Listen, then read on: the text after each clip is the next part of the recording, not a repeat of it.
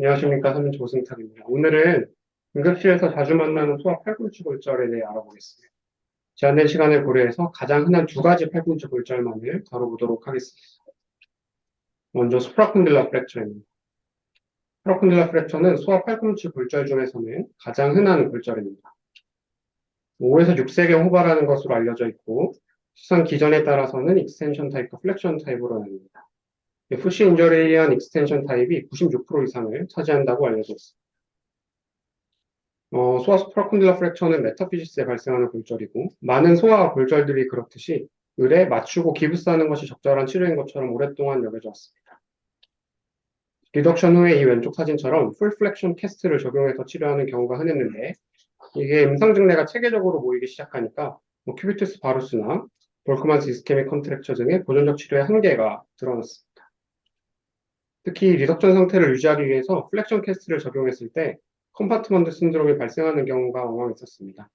바타글리아라는 사람은 90도 이상 플렉션 했을 때 고해갑이 높아진다는 사실을 증명을 했고 현재는 이러한 연구 결과가 반영이 돼서 플로스 리덕션한 뒤에 피닝으로 픽세이션을 유지하고 캐스트 각도는 90도로 많이 적용을 하고 있습니다. 가트란드는 1959년도에 당시 논의들을 종합해서 수프라콘딜라 프랙처의 3파트 클래시피케이션 시스템을 도입했습니다. 골편의 전이가 거의 없는 경우가 타입 1, 전이는 있지만 콜텍스가 유지되고 있어서 리덕션이 용이한 경우가 타입 2, 그리고 콜텍스의 연속성이 없어서 불안정한 골절을 타입 3로 분류했습니다. 이게 치료 방법과 분류 체계가 맞아떨어져서 매우 유용한 분류 체계였고 당시로서는 타입 1의 경우 전이가 없어서 엑스레이상 골절선이 뚜렷하지 않은 경우도 많지만 이 수상 직후의 팻 사인이나 경과관찰했을 때 생기는 캘러스 포메이션을 통해서 골절 여부를 알 수 있습니다. 보통 캐스트에서 보존적 치료를 시도를 할 수가 있겠고 팻 사인은 골절로 인해서 헤마시도로시스가 생기면서 이 관절낭을 둘러싼 팻이 두 번째 사진처럼 이동을 하면서 이 오른쪽에 있는 엑스레이 사진처럼 레디오 루센트하게 음영이 보이는 현상을 말합니다. 앞부분에 이게 보이면 도체 모양이랑 닮아서 세일 사인으로 불리기도 하고 타입 2의 경우는 딜사 프래그먼트가 포스테리어로 전이가 되지만 콜텍스의 연속성이 유지가 되기 때문에 여기 인텍트한 포스테리어의 페리오스티움을 레버로 삼아서 리덕션을 시도할 수가 있습니다. 옛날에는 리덕션 후에 자세를 유지하기 위해서 풀 플렉션 포지션으로 캐스트를 시행했었다면 수술 기법이 발달한 최근에는 풀 리덕션하고 피닝을 해서 캐스트를 주고 시행을 하고 있습니다. 타입 3 프랙처는 디스 프래그먼트가 완전 전이가 돼서 콜텍스의 연속성이 없어진 경우를 뜻하고 대개는 수술장에서 리덕션을 하고 피닝으로 고정해서 캐스트가 필요한 케이스들입니다. 이 가트란드 시스템이 탁월한 부분이 있는데 가트란드 혼자서 지금의 모든 시스템을 완성하는 것은 아니었습니다. 가트란드 시스템을 토대로 해가지고 수프라콘딜라 프랙처에 대한 연구가 지속적으로 이루어졌고 대표적인 사례가 윌킨스의 연구입니다. 윌킨스는 가트란드 타입 3가 골편의 전이 방향에 따라서 서로 다른 성질의 두 그룹으로 나뉜다고 발표를 했습니다. 디스탈 프래그먼트를 기준으로 이 포스테로 메디알로 전이되는 경우가 더 흔하고 이럴 때는 라디알 너브의 손상을 동반하는 경우가 많았습니다. 리덕션 하는 건 나중에 다루긴 할 텐데 호암을 프로네이션 해야 했고 디스탈 프래그먼트가 포스테로 라테랄로 전이되는 경우는 이것보다는 드물지만 이때는 포스테리어 프래그먼트의 비크가 메디알로 향하면서 메디안 너브나 AIN 또는 브라키알 아테리의 손상을 동반하는 경향이 있었습니다. 리덕션하는 방향도 위에 거랑은 반대로 프로네이션이 아닌 수피네이션을 해야 했고 그래서 보면은 디스탈 프래그먼트가 포스테로 메디알로 치우쳤을 때는 이 프록시멀 프래그먼트의 비크는 라테랄로 향하기 때문에 라디알 너브가 손상될 가능성이 있고 그래서 이걸 리덕션하는 과정을 좀 자세히 보면 일단 전이된 디스탈 프래그먼트를 맞춰야 할 텐데 세지탈 플레인과 코로널 플레인으로 나눠서 생각해보면 먼저는 익스텐션 되어 있는 골편을 플렉션해서 데려와야 하겠고 그리고 인텍트한 메디알 사이드에 페리오스티움을 힌지로 삼아서 발구스 포스를 주어야 합니다. 그래서 발구스 포스를 엘보 플렉션한 상태에서 주는 방법이 프로네이션이 되겠고 그래서 케이스랑 50도로 풀어보면 6세 남아 수프라콘딜라 프랙처 완전 전이된 가트란드 타입 3 디스탈 프래그먼트는 포스테로 메디알로 디스플레이스 되어 있습니다. 먼저 트랙션하고 골편을 매니플레이션한 상태에서 사지탈 플레인에서는 익스텐션된 골편을 플렉션 해주고 코로나 플레인에서 보면 이제 메디알 포션을 힌지로 해서 라테랄 쪽을 리덕션 해야 되니까 발구스 포스가 필요할 것입니다. 이 발구스 포스를 주기 위해서 포함을 엘보 플렉션한 상태에서 돌리면 나오는 게 이제 프로네이션이겠고 그래서 포스트 라테랄 디스플레이스된 이제 프래그먼트를 프로네이션에서 리덕션하고 고정한 사진이 되겠습니다. 디지털 프래그먼트가 포스트 라테랄로 디스플레이스 된다면 리덕션 할 때는 반대로 바루스 포스를 주기 위해서 포함을 스피네이션 해야 될 것이고, 프록시멀 포션의 비크는 안테로 메디아를 향하면서 메디안 너브나 분진 AIN 또는 이제 브라키알 아테리의 손상이 동반되는 경향이 있습니다. 그 뒤에 이제 레이트라는 사람은 비교적 최근에 가트란드 타입 3 환자들의 이제 수술장에서 시야를 시도할 때 디지털 프래그먼트가 멀티 디렉셔널하게 언스테이블한 그룹이 또 있다는 사실을 밝혀냈습니다. 그래서 그 원인은 페리오스티움이 앞뒤 모두에서 손상되기 때문이라고 하면서 이 그룹을 타입 4로 부를 것을 제안했습니다.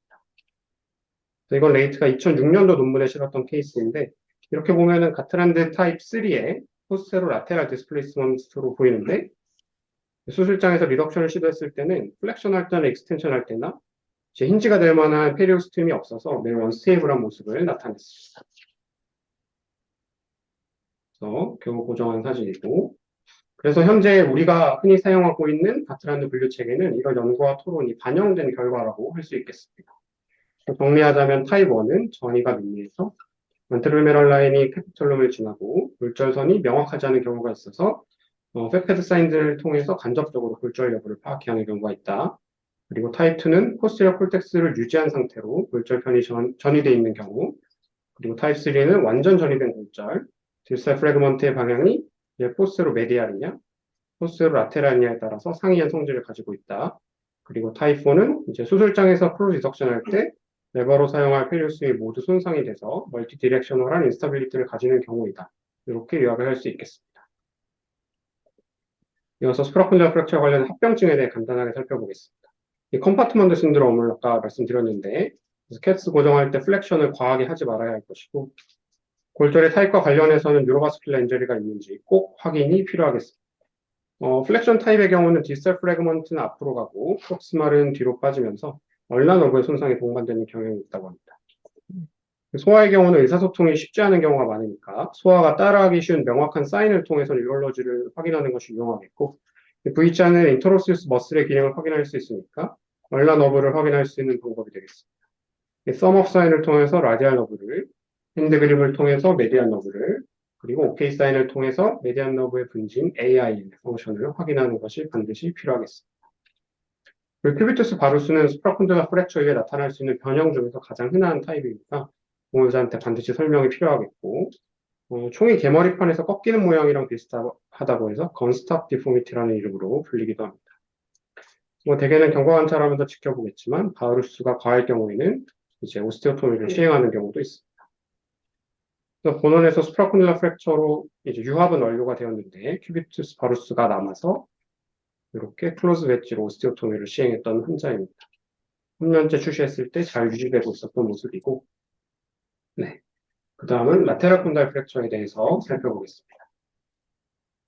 라테랄 콘달 프랙처가 이제 소아에서 두 번째로 흔한 팔꿈치 골절이 되겠고, 두 가지 수상 기전으로 보통 설명을 하는데, 땅을 짚으면서 넘어질 때 바루스 스트레스를 받아서 라테랄 콜레테럴 리가먼트에서 어벌전 포스가 생기는 것이 이제 풀 오프 시오리, 어벌전에서 땡긴다고 해서, 그리고 라디알 헤드가 직접적으로 라테랄 콘다일에 충돌을 해서 발생하는 것이 푸시 오프 시오리입니다. 그래서 이거는 수프라콘딜라 프랙처랑은 다르게 골절선이 관절면으로 이어지기 때문에 보존적 치료했을 때 예후가 좋지 않아서 프랙처 오브 네세시티, 그러니까 수술적 치료가 필요한 골절이다, 이렇게 불리고 있습니다.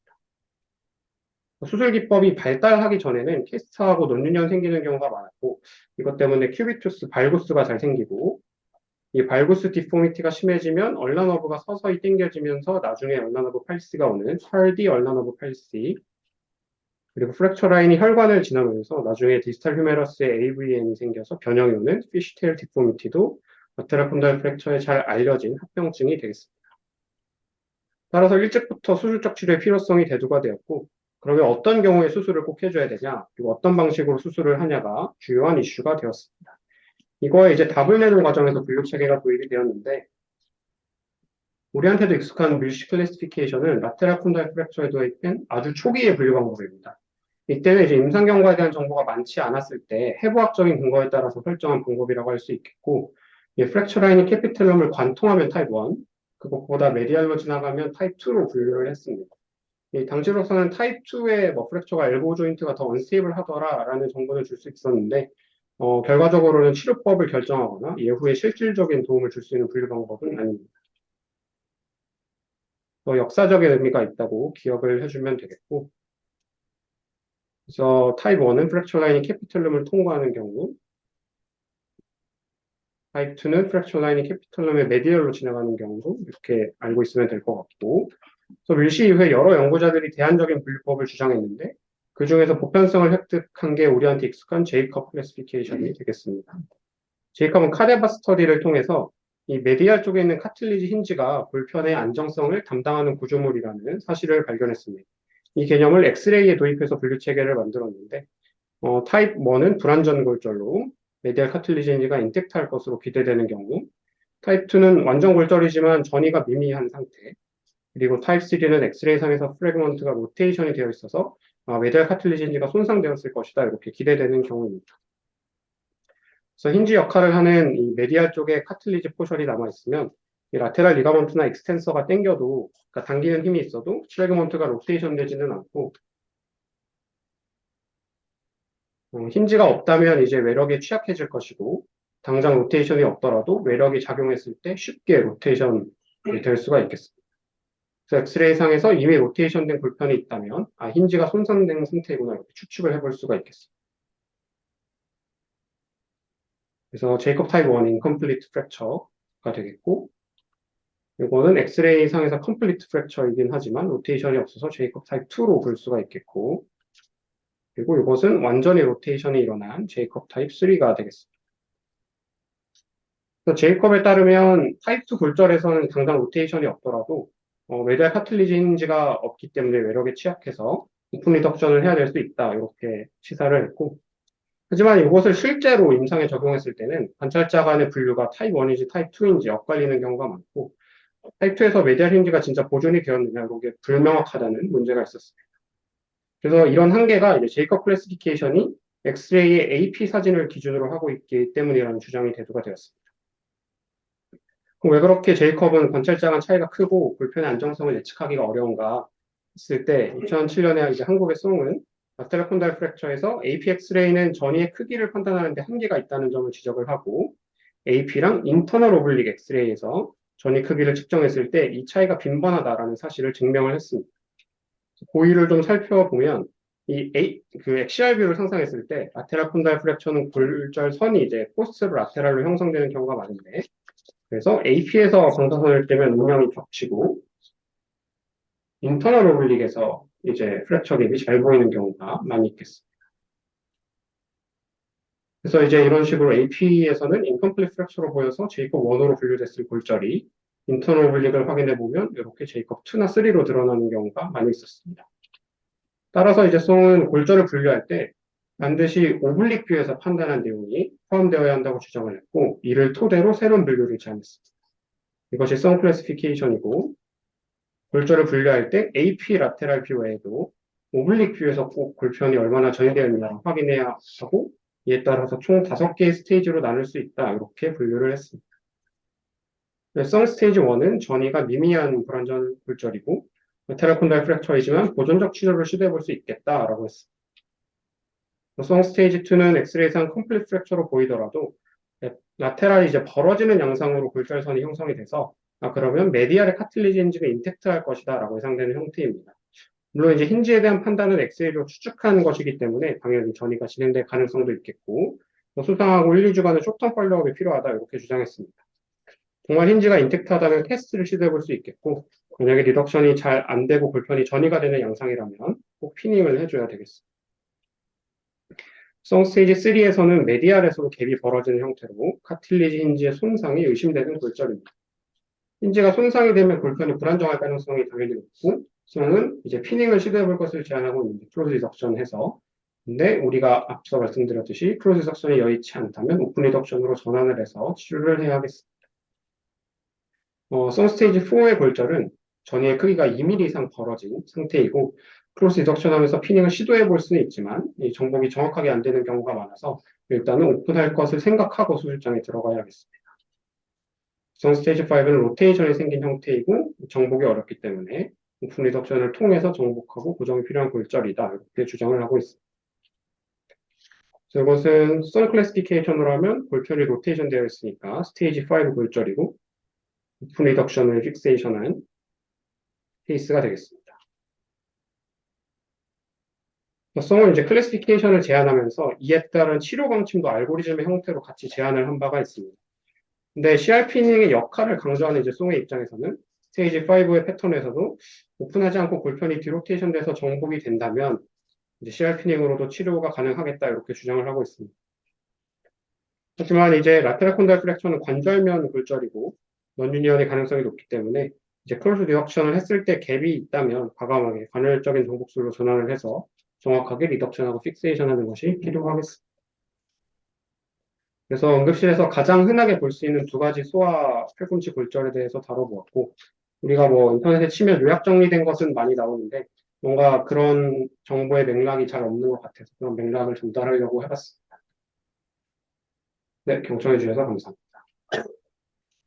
아주 정리를 잘 해주셨습니다. 수프라콘딜라하고 라테랄 콘다일 프랙처는 기본적으로 응급실에 잘 오는 질환이니까 요거 잘 이해하시면 될 것 같아요.